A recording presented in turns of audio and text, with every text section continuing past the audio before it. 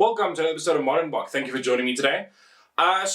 Day 10 done. Day 10 done. Before we get into it, please comment, share, subscribe, and all those good things down below. It was the first game, obviously, we have is the Georgia-Uruguay game. So a lot of people had decided that to write off Georgia, go for Uruguay. They had a great game against Fiji, but as I said in my video yesterday, the biggest issue you've got to take into account here is that quick turnaround. 4 days is not a lot of time, and it's really just tough to recover, especially for a team that doesn't have a ton of depth to play with.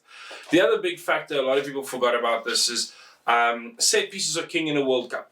It's fact. Especially when you're playing against a team that literally focused their entire strategy against and with it. Georgia just dominated. The first half I felt was a little bit more promising. Both teams definitely gave their bouts. There was a good run from Georgia that I felt they were going to run with it, and then Uruguay really pulled themselves back.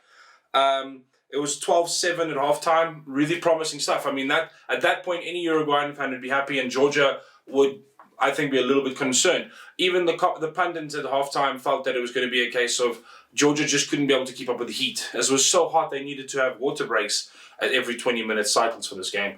And I think that probably is what everybody thought was going to happen, but I think it happened the opposite effect. And I think Uruguay just could not handle it in this heat. The set pieces disintegrated second half. Easy mistakes, and they just could not get their handling right. It just started becoming a comedy of errors. I mean, just before the end of the second half, there was a grubber through from the Georgian hooker to get a try for them, just showing you that it was kind of like any player in Georgia was just trying different things, and they, I think, had a lot of fun in the field. But the fact that the set piece and the lineouts were just not going Uruguay's way, along with some, I felt, really poor, like just erratic moves. There's no confidence in their play. They sometimes threw the ball randomly. Guys would just try and toss it when they could, and it just caused for a poor game to watch. So I feel I'm happy about that. As I said, like the Georgian attack was 432 to 100 run meters versus 162. It was really just boom, boom, boom the whole time. The tackles were even, I'd say, about the same missed tackles and that tackles, but it's just a case of that every set piece gave them a new running platform to run from. Georgia not really known for their running style, but this just gave them a lot of space to move and run, and it hurt the Uruguayans through and through. Okay, so that's my opinion. It was a scrappy game. First half was fun to watch. Second half, I wouldn't recommend. Georgia ran away with it, and it was tough to watch for Uruguayans to keep going. So yeah, unlucky. On the other hand, the Australia-Wales game. What a game. What a game. Really, really a game. I know everybody else is saying this. I'm going to say it as a game of two periods, just so it's a little bit less cliche. But Wales really came out, guns firing, drop goal in the first minute, just showing intent, and they really did. And I'd say for the first 15 minutes, there was a lot of power. Wales go over for a try after their drop goal, getting the 10-0. Then impressive play from Australia's side also gets them a try from a cross kick. So both teams getting cross kick tries there, very, very interesting. And I saw Ireland also do some interesting kicks for overtime, so I think a lot of teams are trying to utilize that. But yeah, I mean, the rest of the half, besides obviously some impressive playing from the Welsh side to keep the lead ticking, and they kept on definitely getting the scoreboard ticking. The biggest, I think, next turning point was probably the Karivi Dan Bighead, where he went off for HIA. And then a little bit later, Karivi again with a shoulder going up onto the player. I know a lot of people arguing that he shouldn't be going with the leading shoulder. I felt like he was going in for an impact attack, so I don't think he was going that badly for it. And I'm not an Australian fan or anything. I'm just saying I don't think that was that malicious. On the other hand, I felt Patchell's tackle was probably my mistake. In my opinion, the mistake there. I mean, he's just tackling too high. He did it 3 or 4 times in that game. Something he needs to work on, especially when he's tackling bigger gentlemen. He likes to jump on top of them and actually cost him a penalty a little bit later. So yeah, that was quite interesting. And then obviously the half closed with an impressive Gareth Davis the line break, interception to really just like seal it. And at this point, I think a lot of Australian fans were very concerned. It was just not looking strong. Ended the half with a really, really strong lead, and it was 18 points difference at that point. So there was a lot of work needed for Australia.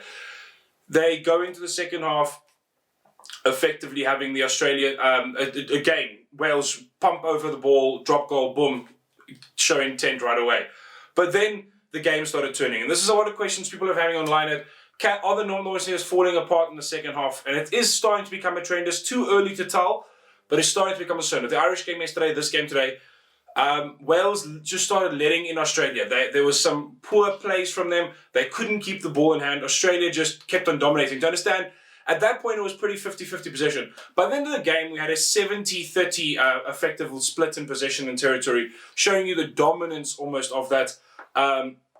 Or 70-30 in the second half, 63-34, 37, whatever, in the second, for the whole game for Australia. And it was really just that. I mean, the tackles made by Wales, and if that obviously maybe also what they're going to, there was double the amount of tackle made, pretty much the same tackle success rate, but double, 80 and 160 tackles made effectively each way. That's an insane amount of tackles for Wales to make, and I just felt like Australia came into their own. What I will give credit for, I mean, the last final plays was just impressive pushing from both sides. Australia had 2 good tries. Wales keeping them out of the try line for the last 15 minutes was quite impressive. I question the kick for poles when you're 4 points behind. Why would you kick for poles when you're 4 points behind? You don't have a lead then. If they had gone for that try, I think the game would have ended differently. So game management from Australia was poor choices, I felt like they had in the end there. They just, I don't know, they just didn't look hungry enough to finish it. Wales, on the other hand, were lucky to hold on to it. But yeah, in the last 20 minutes, it looked like both sides were just not sure how to keep this game going. Australia was starting to run out of puff, and I felt the Wales was doing it. But what a performance from Australia. And I'm not only saying it's the puff from Wales that gave them the win. The other thing that was a massive changing factor was, I'd say massive, was Nick White and Samoa on the as coming in over, especially Foley. Foley had a poor kick in the first half and really just not a great performance. Some shoddy clearance kicks. He just didn't look up for the game, whereas Samoa was doing some quality things. The only mistake I'd say he probably made in that second half was where he couldn't clear 15 minutes before the line, for like 5 minutes before the end of the game, where he kicked. But he tried to get as many meters as possible, and I don't think that was really his fault. That was just an impressive piece of skill from Wales to keep that ball in. And that really did, I think, was the last bit. That took the last bit of courage out of the Australians. And I think that's what they're suffering at the moment. It's just a little bit of pride and push for that win. So hopefully they can recover that. It does change this pool up a little bit. I will be releasing a video on my new predictions or new opinions of the pools and all that. So please look out for that. Tomorrow's big game.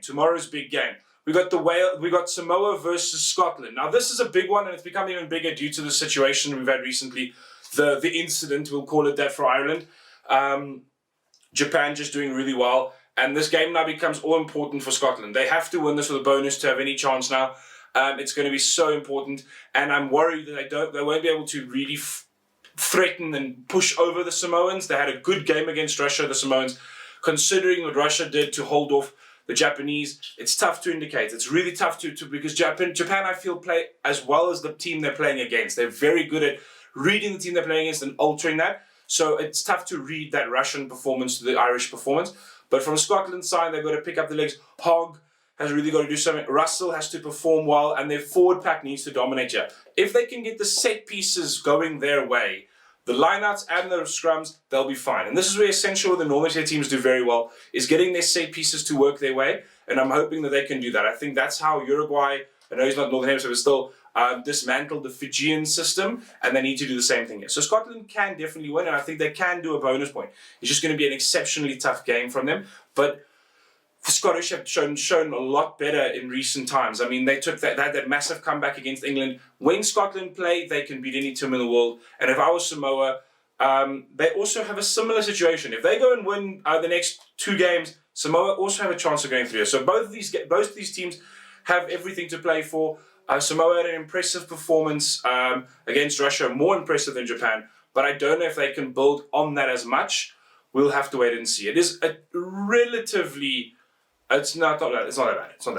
So I think the biggest thing is that Samoa need to look at, on their side, can they hold off the Scottish set pieces? And when they run hard at a lot of their players. So I feel the Scottish don't have as strong a defence as they need to, and they definitely almost slow down their game as the game progresses, something that a lot of the Northern Hemisphere teams are doing. So yeah, very interesting. I hope you guys enjoyed that. Let me know down below if you have any other opinions and who you feel between these two, because I feel like this is a nice clash, as you never know who's going to take this title, and that's what you want to see in a game. So I will put my picks here of what I think. Please let me know your opinions. Thanks, guys. Cheers.